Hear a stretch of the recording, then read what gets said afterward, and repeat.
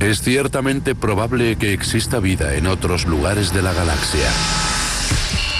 ¿Pero se ha preguntado alguna vez cómo sería conocer a una criatura de otro planeta? Para miles de personas, esa experiencia ha sido aterradoramente real. No hay tratamiento para una persona abducida.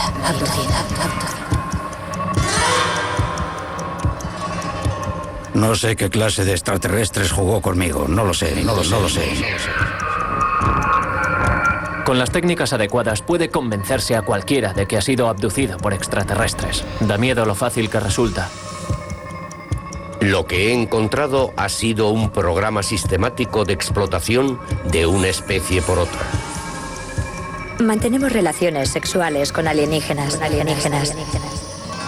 Cuando analizo los hechos, la conclusión que obtengo es que la mayoría de estos casos han sido fabricados, imaginados e implantados.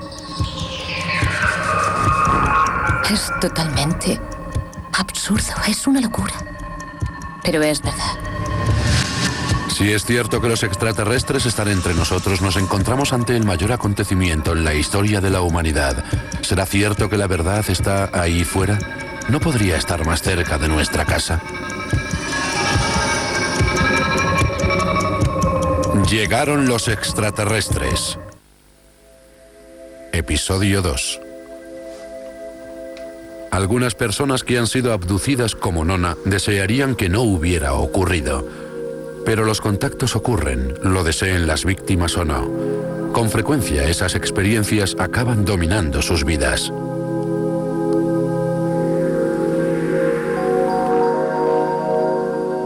Me acosté a la hora de costumbre y cuando me desperté mi habitación estaba inundada por una luz de color azulado. Aunque era incapaz de ver nada de lo que había, no podía moverme ni ver lo que había en la habitación. Mi cama estaba rodeada por unas figuras, unos seres que vestían una especie de toga. Iban totalmente cubiertos, no podía verles las caras. Yo seguía tumbada, mi marido estaba en la cama a mi lado y no se movía, estaba profundamente dormido. Y de pronto sentí como si una descarga eléctrica atravesara mi cuerpo. Podía ver cómo aquella luz estaba atravesando mi cuerpo. Y a medida que iba entrando en mi cuerpo sentía cómo me iba empujando por dentro. Y entonces empecé a sentir unas convulsiones. Estaba muy asustada, temía por mi vida. Después de esa experiencia, uno de los seres me mostró una especie de cruz muy especial. Esta es la magia, me dijo. Era una cruz de oro. Entonces salieron de la habitación. Yo me levanté de la cama. Me acerqué al balcón y miré al exterior para ver lo que había afuera. Quería saber si podía ver a aquellos seres. Y justo en ese momento estaban cruzando el arroyo. Y había una nave enorme encima de los árboles, justo encima de la colina. Entonces volví a la cama y me dormí al instante.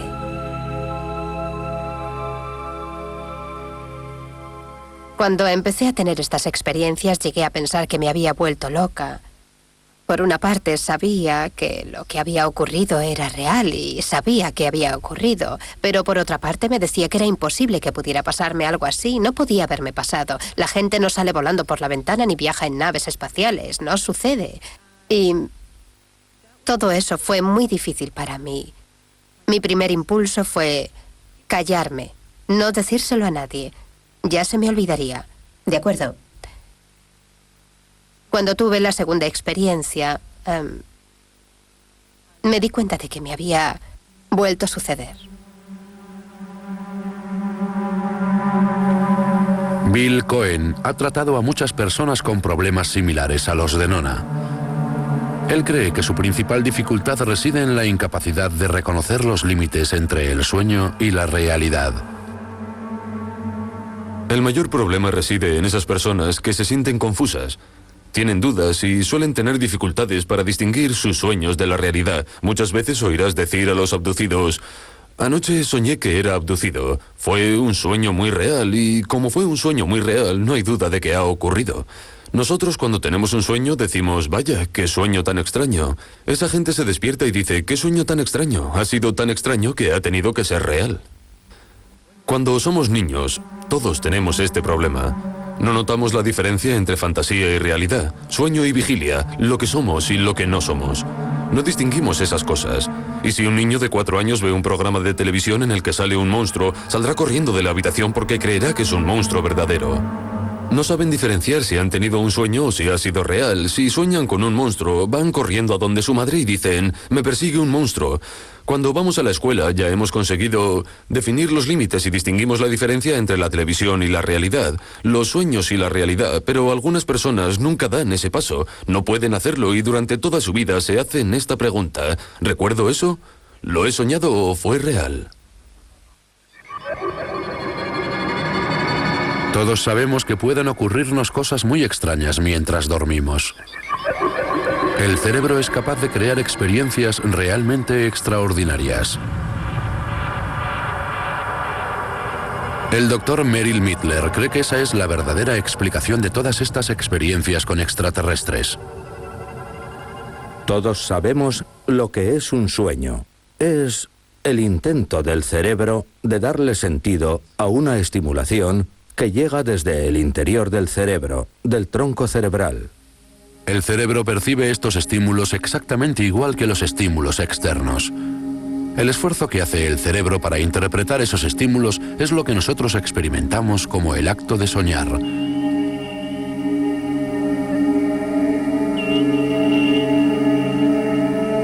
Normalmente hay una zona de sueño entre el estado de vigilia y el estado de sueño en la que no soñamos, pero es posible ir directamente desde el estado de vigilia a la zona de sueños.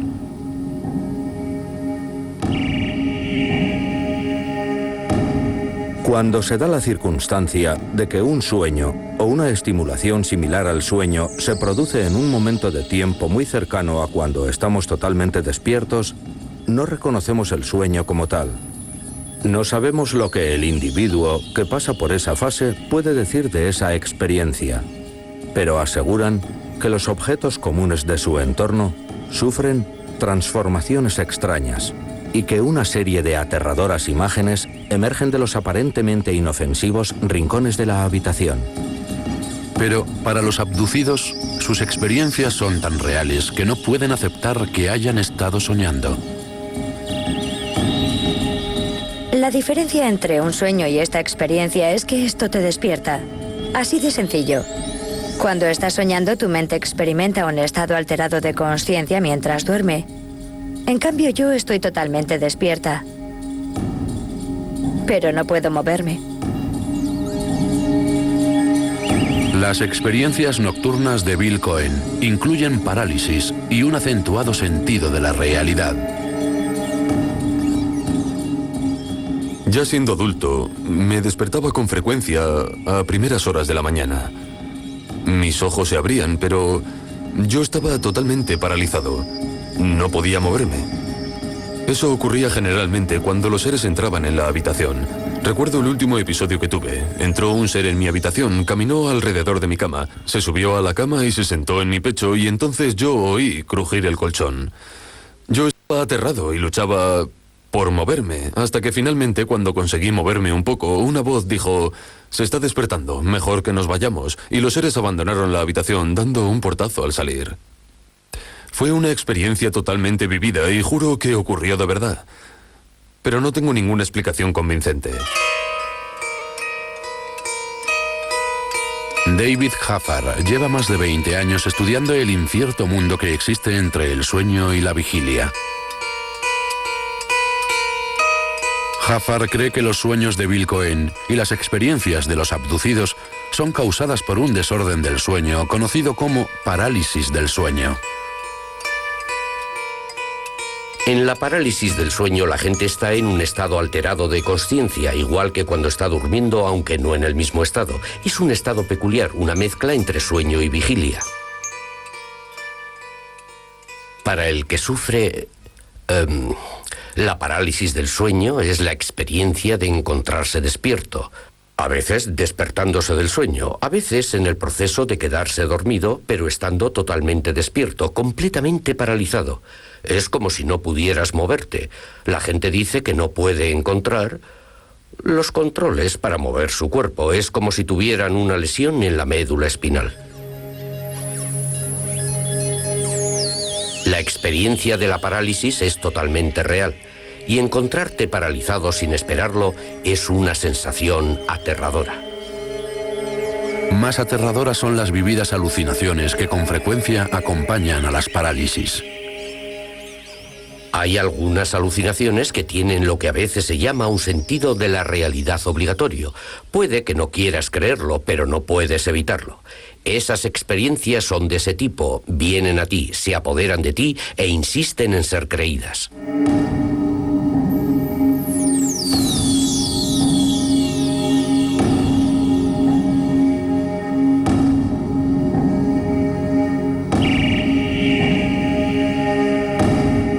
La parálisis puede ser tan aterradora que ni siquiera una detallada explicación neurofisiológica al paciente alivia el intenso terror que se siente.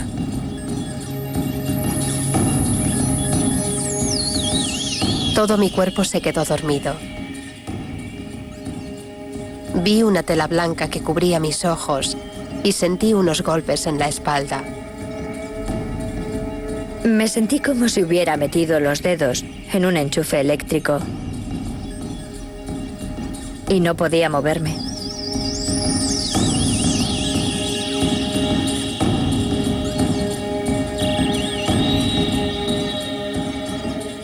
Estoy preocupado por las personas que acaban creyendo que han sido abducidas por extraterrestres y que probablemente no lo han sido. He hablado con varias personas que, tras sufrir una parálisis del sueño perfectamente típica, aunque sin duda muy aterradora y complicada, han decidido que lo que les ha pasado es que han sido abducidas.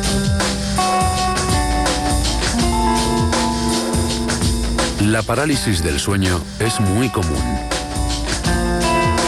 1 de cada 20 personas la ha experimentado.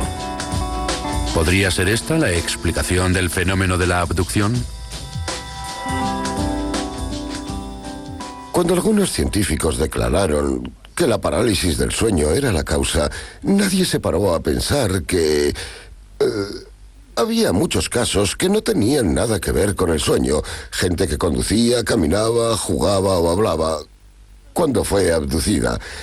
Eso no preocupó a los defensores de esta teoría. Sencillamente ignoraron esos casos y cualquier tipo de prueba física y dijeron: creo que esto es muy similar. Hay parálisis en uno y parálisis en otro, lo que significa que debe de ser la misma cosa.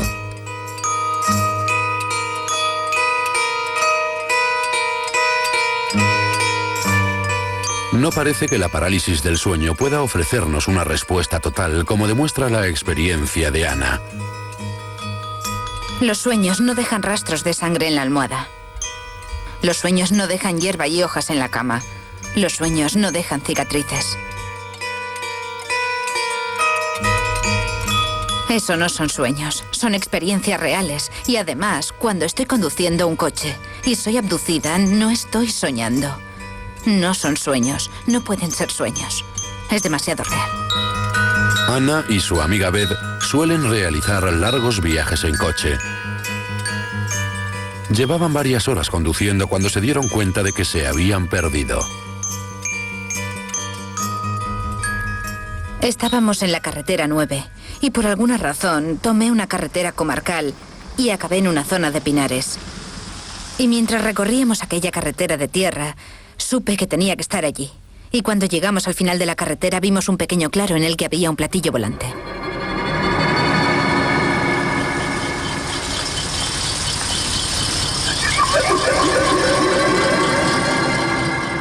Aún me sorprende cuando lo recuerdo porque, wow, fue realmente extraño. Nuestro coche se paró cuando llegamos al final. Y algunos de aquellos seres se acercaron e intentaron sacarnos del coche. Aunque al final salimos por nosotras mismas. Era como si estuviéramos obligadas a hacerlo. No podíamos detenernos. El coche llegó hasta una pequeña rampa que salía de la nave espacial. Era una habitación redonda. una habitación blanca. No tenía esquinas. Después nos condujeron de nuevo al coche. Yo estaba conduciendo otra vez, di la vuelta y salí de allí.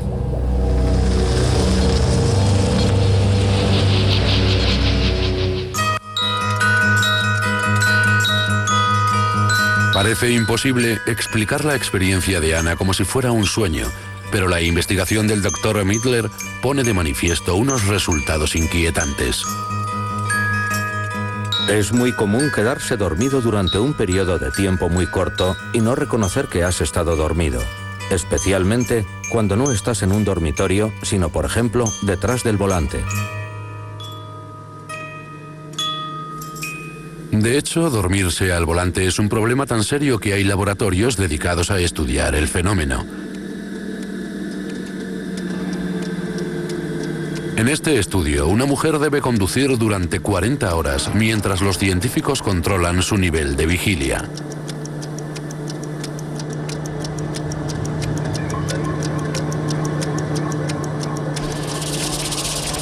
Las transiciones entre la vigilia y el sueño, mientras conduces por una carretera recta, pueden ser muy numerosas durante un periodo de varias horas. Un conductor puede pasar muchas veces por un estado de somnolencia más o menos acusado, y ese comportamiento puede durar media hora, una hora o incluso bastante más tiempo.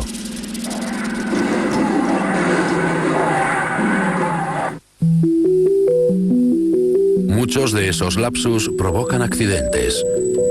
Pero cuando el Dr. Midler hizo pruebas con camioneros en la autopista, descubrió que muchas veces los conductores entran en sueño REM o tienen sueños durante periodos largos de tiempo sin ser conscientes de ellos.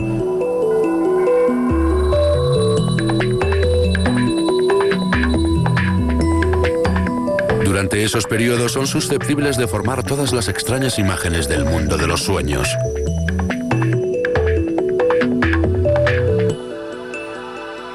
Algunas de las transiciones del estado de vigilia al sueño REM son tan abruptas que las personas no son conscientes de que están soñando. Y las experiencias aterradoras pueden ser tan inquietantes que esa persona evitará hablar sobre ellas o incluso intentará encontrar alguna explicación externa.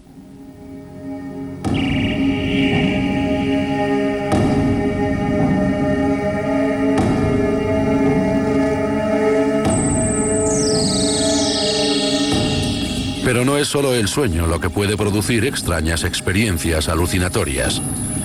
Michael Pursinger, profesor de neurobiología de la Universidad Laurentian de Canadá, ha estado explorando los secretos de la mente y ha descubierto que la mente tiene otras formas de producir alucinaciones. Nuestra investigación nos permitió descubrir algo que en el fondo no nos resultó sorprendente, y es que estas experiencias tan comunes son debidas a una peculiaridad, incluso quizás a un funcionamiento normal del cerebro humano.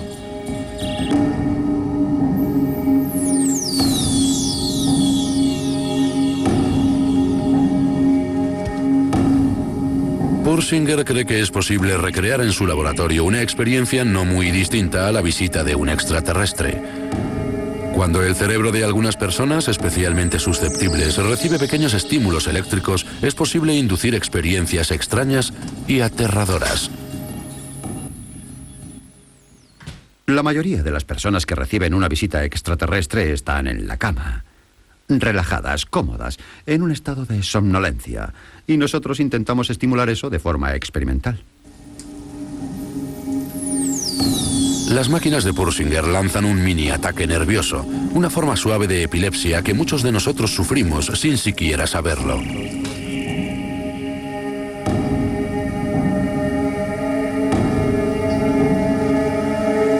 Por su seguridad, el paciente debe estar constantemente vigilado. Me siento bastante extraña. Siento un hormigueo, no muy fuerte, como si fuera a desmayarme, como si me balanceara de un lado a otro.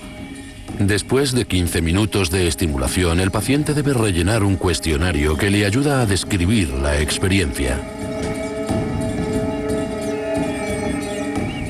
Dice que sentía como si estuviera dando vueltas. De hecho, me sentía como si estuviera balanceándome. Adelante, Pensé que si atrás. seguía moviéndome así, acabaría mareada. Bien. Dice que sintió algo parecido a la excitación sexual. Sí, sentí un cosquilleo por dentro. Un cosquilleo en la zona genital.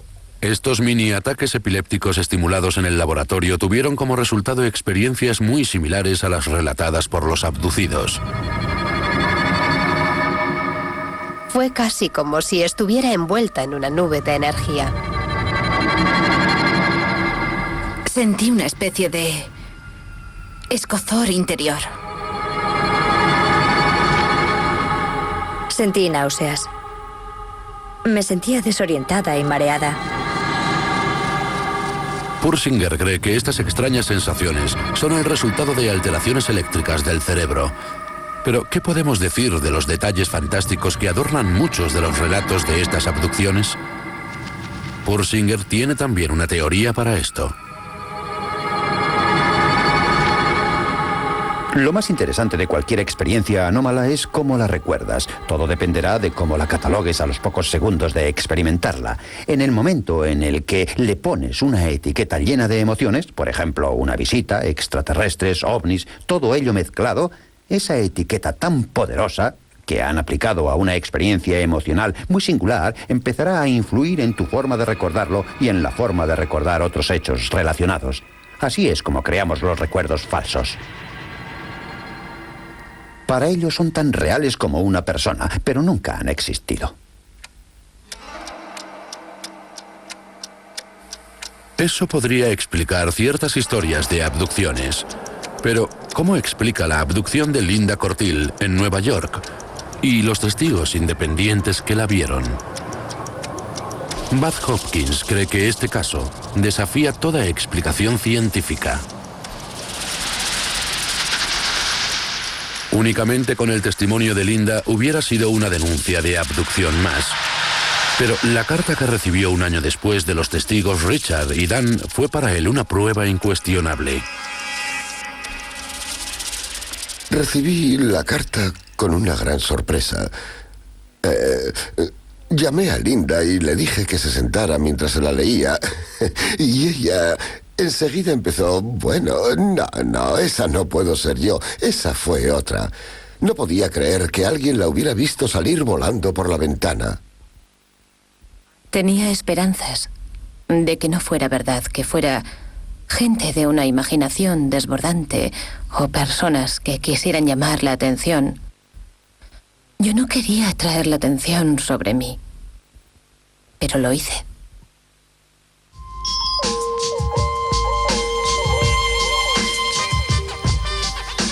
Le hemos pedido al profesor de literatura Terry Matheson que nos dé su opinión acerca de Hay testigos, el libro de Bud Hopkins acerca de la historia de Linda. ¿Es una obra de ficción o la crónica de un hecho real?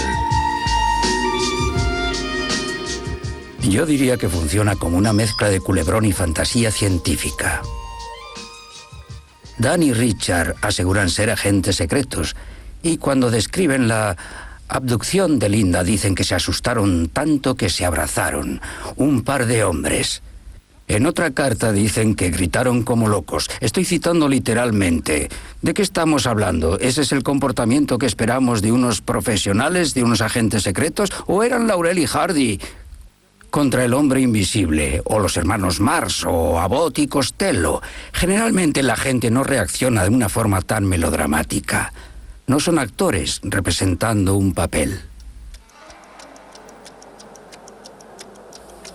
Terry fue incluso más crítico al analizar las cartas que formaban parte del testimonio de los testigos.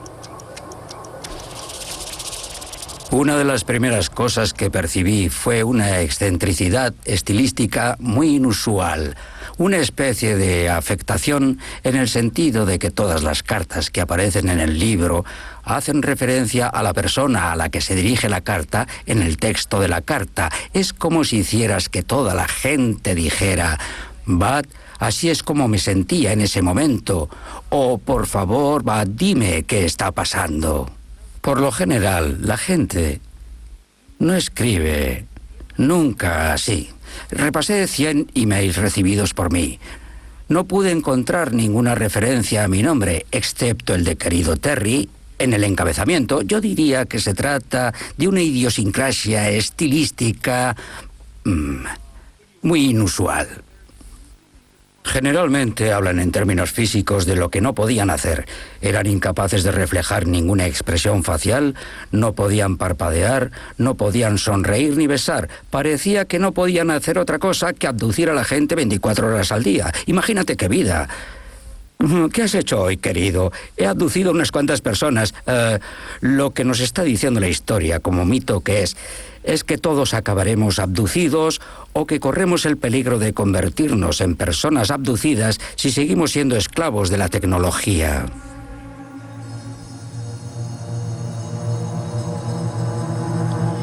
Cuando empezaron las historias de extraterrestres, estos eran de formas, tamaños, colores y grupos diferentes. Había peludos, bajos, altos, nórdicos, verdes, grises.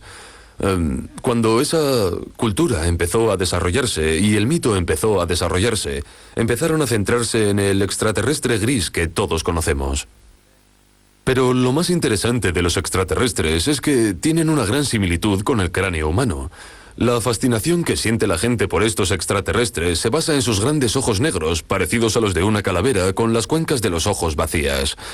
Sin labios, con una nariz pequeña o sin nariz, esos extraterrestres recuerdan a una calavera, que es el símbolo universal del terror. Todos hemos oído historias de fantasmas que hablan de esqueletos, espectros y calaveras, y creo que eso tiene algo que ver con la evolución de esa imagen en la cultura de hoy. Todas las historias de abducidos guardan un gran parecido. Los mismos seres. Las mismas luces azules. Las mismas habitaciones blancas vacías.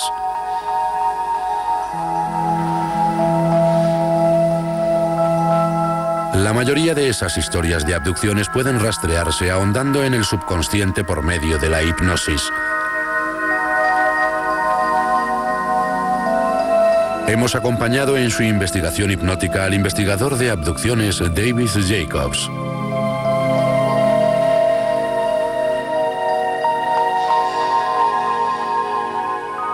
Lo que voy a hacer es contar de 10 a 1, y cuando termine de contar hacia atrás, sentirás que entras en un estado de relajación cada vez más profundo.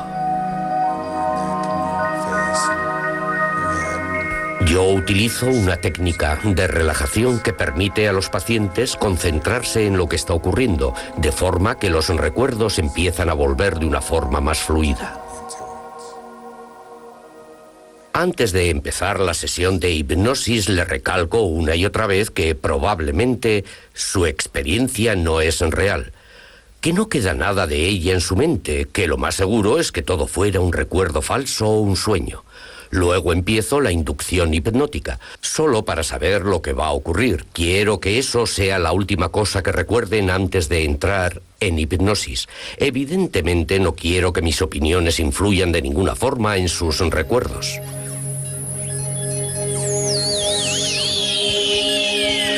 Como la mayoría de los investigadores, Bud Hopkins también cree en la hipnosis.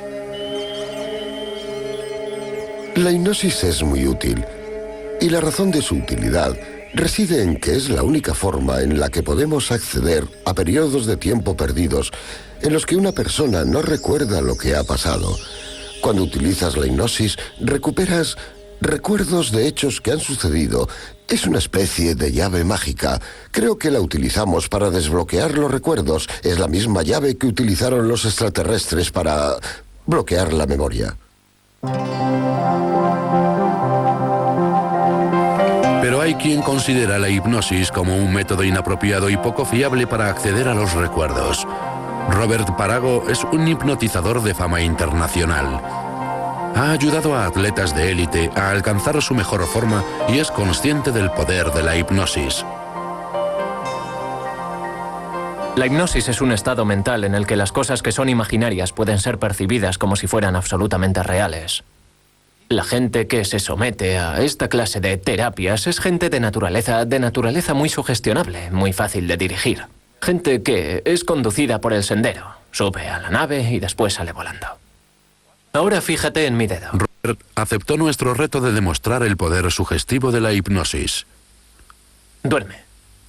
Elegimos a Lucy, una joven que nunca ha visto un ovni y que cree que la existencia de los extraterrestres es ridícula. Creemos que usted se sorprenderá tanto como nosotros con lo que viene a continuación. Mientras oigas el sonido de mi voz, puede que tengas otros pensamientos en la mente. Estás relajada, estás segura, estás cómoda. Y estás sola. Bueno, en cierta forma no estás sola, porque durante uno de esos paseos viste algo en el cielo que te sorprendió un poco. Ahora no lo recuerdas, pero lo recordarás enseguida. ¿Recuerdas lo que viste en el cielo? Cuando hago esas preguntas, estoy incitándole, estoy buscando una puerta por la que infectar su mente con la idea de la abducción extraterrestre. Lo que estoy haciendo es crear la idea en su mente de que, bueno, ocurren muchas cosas extrañas e intento saber hasta dónde está dispuesta a llegar. Dentro de un momento voy a chasquear los dedos. Y cuando lo haga, el tiempo empezará a dilatarse. Y tú vas a recordar lo que sucedió. Robert ha estado con Lucy menos de 5 minutos, pero cree que todo va bien. Bien. Bueno, cuéntame lo que sucedió cuando estabas dando aquel paseo. ¿Puedes contarme algo de lo que pasó? Miré al cielo y vi una cosa. Una cosa extraña que se dirigía hacia mí. ¿Qué aspecto tenía? ¿Qué forma? Era circular y emitía una luz muy brillante. Estaba brillando. Su luz me cegaba y no podía ver mucho más. Bien. ¿Te subieron a bordo de esa cosa? No. Puede que interactuaran contigo de alguna forma. ¿Lo recuerdas? Robert no se contentó con implantar el recuerdo del avistamiento de un ovni. Quería que Lucy creyera que había estado con los extraterrestres. Una luz brillante. Puede que esa luz brillante te ayude a ver cosas que han cambiado. Ya no estás en campo abierto. ¿Puedes ver dónde estás ahora? Dime suavemente dónde estás ahora. En una habitación extraña. Es blanca y está llena de una luz brillante. ¿Estás en una habitación? Sí. ¿Hay algo contigo? ¿Estás sola? ¿Qué ocurre? Yo estoy sola. La gente que sale a la calle en busca de abducidos por extraterrestres es gente que cree en ello de verdad. Es gente que cree al 100% que eso es real, que está sucediendo y que es muy importante. No lo hacen con la idea insana de explotar a otra gente. No lo hacen conscientemente, pero el efecto es igual de dañino. De hecho, la persona más peligrosa es aquella que cree en una fantasía, no aquella que sabe que es una fantasía.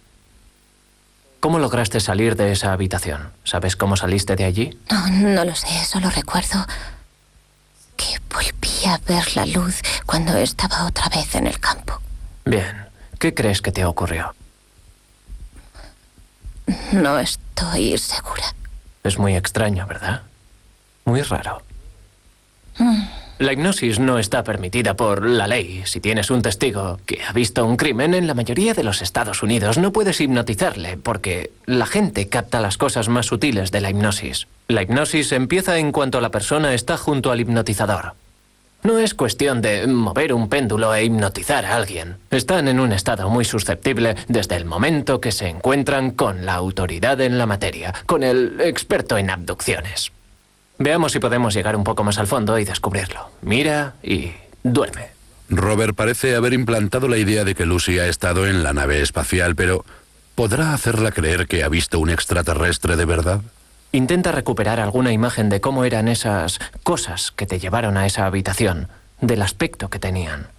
Intenta recuperar alguna imagen, aunque solo sea un fogonazo, una imagen rápida. Y cuando tengas una idea aproximada del aspecto que tenían, asiente suavemente con la cabeza. Bien, contaré hasta 5. 1, ¿te sientes bien? 2, 3, 4 y 5. Bien, ¿qué clase de imagen te ha venido? Solo recuerdo sus ojos porque eran como blancos. Bueno, no los ojos. Los ojos eran negros. Y creo que eran de un blanco brillante, como el color de la habitación. ¿Por eso no podías verlos? Porque se confundían con el color de la imaginación. No podía ver nada excepto sus ojos. La gente que ve a Lucy después de volver de la hipnosis, cuando dice, sí, aquello ocurrió de verdad, quizá esté pensando, ni hablar, está mintiendo, se lo inventa, es una actriz o lo que sea, y no es cierto. Cuando una idea se ha implantado en la mente por hipnosis, me refiero a técnicas hipnóticas, no a hipnosis formal, se queda ahí, lo creen, para ellos es tan real como esta mesa. Es extraño que tengamos la habilidad de adoptar un nuevo sistema de creencias de una forma tan profunda, que creamos en él sin ningún tipo de duda. Pero es la naturaleza del animal humano. Y hay que tener mucho cuidado. ¿A quién permites la entrada? En tu sistema de creencias, ¿a quién permites que te pueda llegar a influir? Parago cree que no es solo la hipnosis cara a cara lo que puede crear eso que él llama falsos recuerdos. En Estados Unidos existen grupos de contacto de abducidos en los que estos se cuentan mutuamente sus experiencias. En Texas nos sumamos a una de esas reuniones dirigidas por Constance Clear. ¿Os ha ocurrido algo interesante últimamente? Quisiera saber si hay alguna novedad. Constance ha sido terapeuta durante 25 años y últimamente se dedica a los grupos de apoyo de abducidos. Mi objetivo es ayudar a la gente a integrar esa experiencia en sus vidas, relacionándoles con otras personas. Generalmente no se lo han contado a sus familiares, ni siquiera a sus amigos. Pero al menos saben que hay un sitio al que pueden ir una vez al mes a contar sus experiencias, sabiendo que nadie va a ridiculizarles. Nadie va a desacreditarles o discutir con ellos. Este es el primer recuerdo consciente que tengo de una experiencia con nuestros amigos grises y, naturalmente, en aquellos días no sabía lo que significaba gris. Todo parece muy agradable y tranquilo en la superficie, pero la presión es latente. Es la cultura de grupo. Cada semana tienes ciertos hechos, experiencias, encuentros que tienes que describir.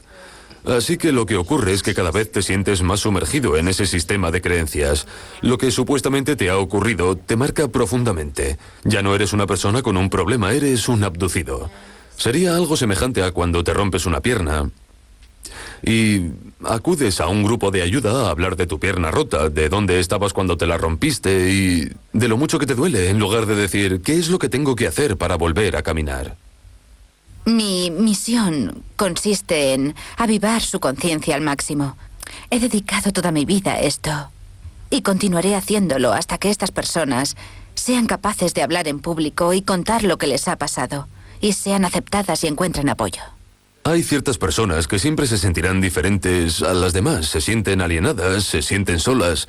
Y si les das una explicación de sus síntomas, acudirán corriendo hacia ti. Si les das una explicación externa de por qué se sienten así, la aceptarán sin más. En cuanto inventas un desorden, como el abuso satánico o la abducción extraterrestre, o cualquier cosa de esas, habrá una serie de personas que dirá, oh, ese soy yo, eso es lo que me ocurre, porque están buscando una explicación que les incluya. Y ahora, con la abducción extraterrestre, tenemos un tema que es actual, contemporáneo, moderno, sale en las noticias, en la televisión, es un lugar maravilloso para encontrar la solución a tu problema. Los terapeutas tienden a tener una visión errónea cuando se ven mezclados en este sistema de creencias. Ellos creen que pueden ayudar a la gente con esas técnicas. Si sales de ese círculo y te fijas en ellos, verás que la gente que se somete a la regresión hipnótica empeora con el tiempo. Sus síntomas se agudizan, su patología empeora. Pierden sus trabajos, sus matrimonios se resienten, sufren depresiones agudas, pierden su círculo social y se unen a un grupo de apoyo que se convierte en toda su vida. Y cuando ves todo eso desde fuera te das cuenta de que es algo trágico, pero si hablas con los terapeutas y los pacientes, ambos te dirán que ha sido una experiencia muy enriquecedora para ellos. Pero la realidad puede ser aún más desesperante para aquellos que integran esos grupos. Si decides que quieres estar mejor, o curarte, o salir adelante sin ellos, el grupo te vilipendia y te hace el vacío. Y como ellos son tus únicos amigos, como te has alienado del resto del mundo, no puedes abandonar el grupo. Debes permanecer en él y pasar el resto de tu vida con ellos. En este estado del desarrollo de una secta resulta siempre difícil ver el peligro. Pero esa es una de las características de las sectas. Todas parecen inofensivas cuando te unes a ellas.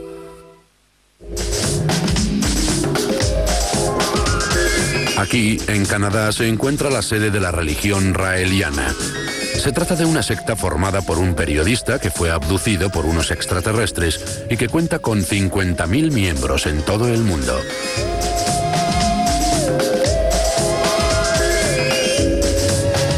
Pedimos a sus seguidores que nos condujeran hasta su líder. Las religiones minoritarias están floreciendo en todo el mundo. Casi cada día surgen cientos de religiones nuevas y eso es maravilloso. Un nuevo espiritualismo está naciendo en la Tierra.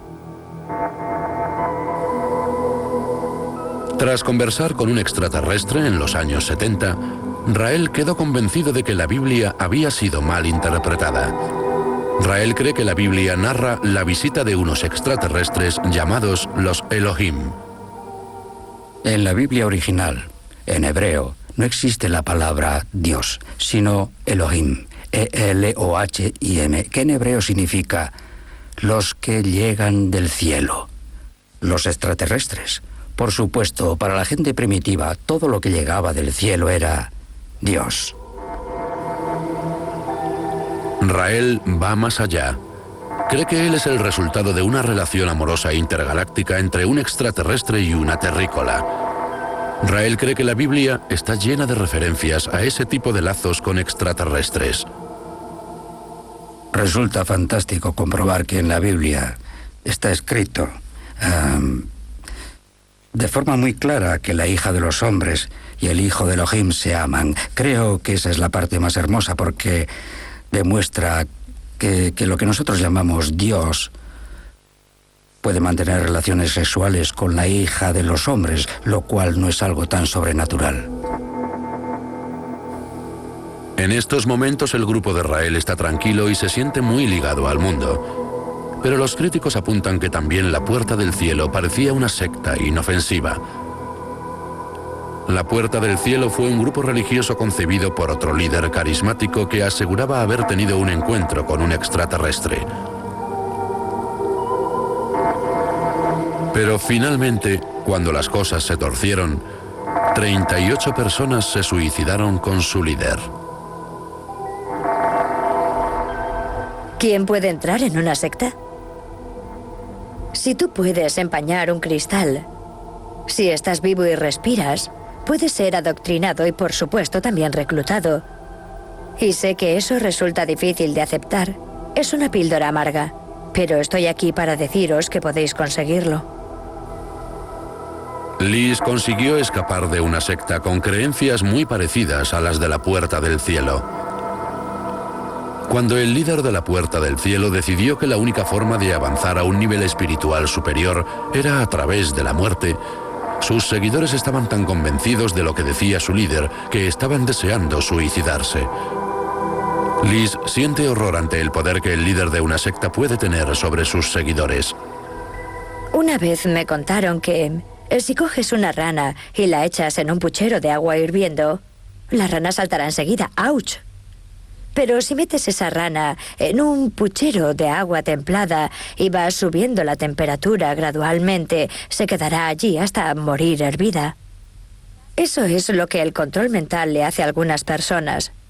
Eso es una secta. Si alguien entrara por la puerta y dijera, voy a convencerte de que eres fruto de una unión intergaláctica porque tu madre es una extraterrestre y tu padre un terrícola o lo que sea, tú dirías, fuera de aquí, no creo lo que dices. Pero ellos empiezan poco a poco, muy poco a poco, con un pequeño detalle, una insinuación, una frase, un día tras otro, hasta que la temperatura va subiendo tanto que tienes la sensación de que te estás escaldando viva. Pero, por otra parte, estás tan débil que no puedes saltar del puchero. Ahora, Liz trabaja para una organización dedicada a ayudar a la gente a escapar de las sectas y a reintegrarse a la vida normal. Ella está convencida de que los abducidos son, de hecho, víctimas de sectas y cree que necesitan ayuda. No realizan actividades de ocio y ya no mantienen relaciones. Se olvidan de sus trabajos y carreras. Ni siquiera tienen sueños como antes porque esa noche pueden ser abducidos por una nave espacial. Sus vidas están totalmente vacías. Su existencia no tiene sentido.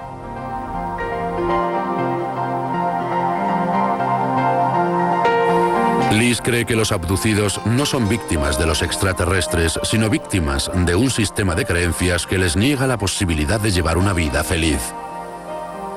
La abducción extraterrestre es el arquetipo del victimismo, porque esas personas están condicionadas por los supuestos superpoderes de los extraterrestres. Pueden atravesar las paredes, pueden hacer invisible a la gente, pueden hacer que pierdan la memoria, pueden hacerme sentir, hacer o creer lo que ellos quieran, y yo no tengo ningún tipo de control sobre mí. No hay mejor forma de ser una víctima que ser víctima de un extraterrestre. En este juego, porque se trata de un juego, las apuestas son muy altas. Imagínese que está sentado en casa y de pronto cree de verdad que ha sido abducido por unos extraterrestres. Eso es algo que afectará a todos los aspectos de su existencia. Su vida sexual, su vida económica, su vida laboral, su forma de pensar. Es algo que tiene un impacto enorme y la gente que implanta esa idea, lo haga de forma consciente o inconsciente, está haciendo muchísimo daño. No es una creencia religiosa segura. Creer que has sido abducido por una fuerza extraterrestre. Me da igual que alguien esté deseando verlo por el lado positivo. Al final del día, esa tontería acabará arruinando tu vida.